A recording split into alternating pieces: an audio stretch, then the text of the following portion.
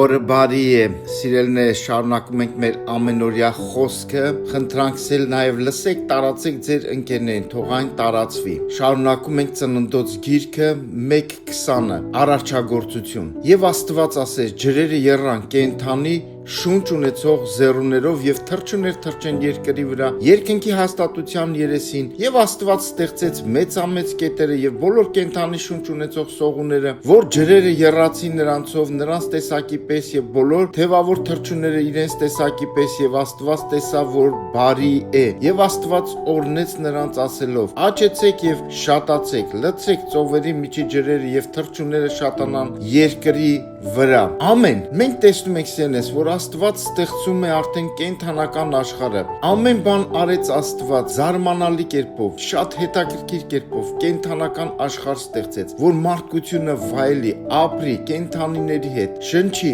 այնպես որ սիրենես մեր այս կյանքը նաև ֆիզիկական տրված է, որ վայելել նաև այս երկիրը։ Եկեք վայելենք այս երկիրը նաև Տիրոջ հետ, Տիրոջ մեջ։ Տերը օրհնի ձեզ։ Լավ օր ենք մաղթում բոլորիդ։